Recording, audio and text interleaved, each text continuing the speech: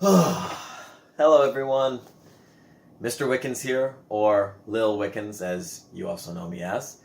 Today was pretty fun and I got a lot of really good suggestions about how to make my videos better, improve the lighting. I've changed that a little bit and I'm going to work on maybe getting the audio a little bit better, maybe work on a video editor, a better one, and yeah, there's some things in the works. We'll see what I can do to make my videos better, but I appreciate your suggestions and it sounds like you keep wanting me to make videos, so that's what I'll keep on doing. So let's see what we were doing today and maybe talk about what we'll do from then on. So, what were we doing today? Today, we were looking at solving some more equations. So, let's recap one of the equations that we might have solved. So, we could have had something like 8 is equal to, I don't know, 5 plus b. Now, this is really obvious to see what b might be here, because 5 plus 3 is 8. So we could just see what that answer is, but I want to get you in the habit, and I encourage you of doing this, to get rid of the things around the variable to isolate that variable. And how are we going to do that? We're going to put into this equation the opposite of the things around b. So I have a positive 5 right here. I have 5 plus b. So to get rid of this 5, I'm going to take away 5 from both sides. So I take away 5. Maybe I'll write it underneath to show that's what I'm doing. I'll take away 5 there. But because I've taken away 5 from this side, I have to do the exact same thing to the other side. So I take 5 away from this side. And now, on this side, I have 5 plus b, take away 5.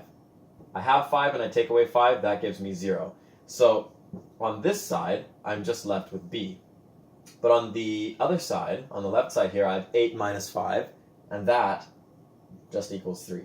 So doing this process is really nice because when you show all your work like this, you can always end up at the value for what the variable is, even if the equation looks really complicated to start with. So, we were looking at equations that had the variable plus or minus a certain number equaling something else.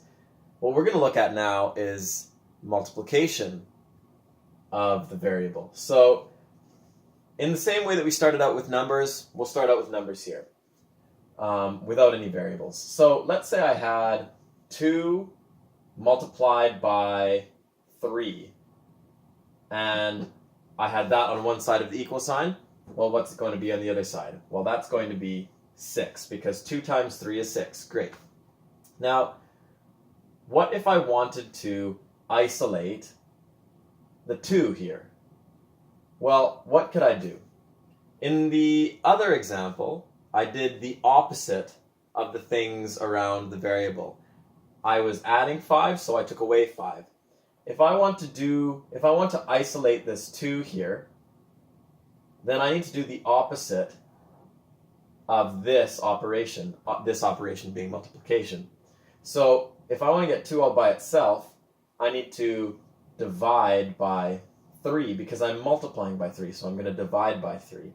Now I've changed this side, I've divided this side by 3, I need to divide the other side by 3. So it's the same idea. Now, because I've divided both sides by 3, I can clean this up on the next line. 6 divided by 3 is just going to be 2. And we see here, this is kind of the tricky part to see, but when I have a multiplication and I divide that by a number, I can divide these 2 out and cancel them away and just be left with the 2. So great, 2 equals 2, or 2 equals 6 divided by 3. So that's kind of a really easy example with just numbers. But how would that look with a variable? What if I had, instead of 2 times 3 equals 6, what if I replaced, let's say I replaced the 3. Do I want to replace the 3? Let's replace the 2. Let's replace the 2 with a variable. Let's say we have n times 3 equals 6. Now, I've just replaced that there. N times 3 equals 6. What we're often doing is we're writing the number right next to the letter. So I could write this as 3n. So 3 times n equals 6. Now, what I'm going to do is the exact same thing. If I want to get n all by itself, this variable, I'm going to divide both sides by 3. I'm going to do the opposite of what's being done here, because n is being multiplied by 3, so I'm going to divide by 3. I've changed this side, I have to change this side as well. Now, we replaced the 2 with n. So we know what n has to be. N has to be 2. But let's play out this situation and see what happens. Well, on this side, 3 divided by 3, those can cancel out, and I can be left with just n. 6 divided by 3, oh, that's 2. Oh, okay, so by showing my work, I was able to end up exactly with what n is supposed to be. And that was done by isolating n, because I did the opposite. I put into the equation this division by the opposite, because I was multiplying, so I divided. So let's try maybe another example to get familiar with this. Let's say I had, maybe I'll put the variable on the other side of the equation. So I could have, let me pull something off the top of my head. Let's say 21 is equal to 7 times, what's a good variable? Let's say, u. Let's choose u. 21 is equal to 7u. 7 times u. So, again, some bigger numbers. You might be able to tell what u is supposed to be. But what we can do is I can do whatever I want to this equal sign, or this equation, as long as the equal sign is true, as long as both things are the same on either side. So what I'm going to do is I'm going to do the opposite of this multiplication. I'm going to divide by 7, like that. Now, I've changed this side. I've divided this side by 7, so I'm going to divide this side by 7 as well. Well, the 7 and the 7 are going to cancel out, and I'm just going to be left with u. But on the other side, 21 divided by 7, that's going to be 3. So, the value of the variable here is 3 for u. Now, what's really nice about these equations is I can do what's called substitution, and I can put this value back into the original equation, which was 21 equals 7u. If I put that 3 back in for u, 7 times 3 is going to give me 21, so my answer is correct.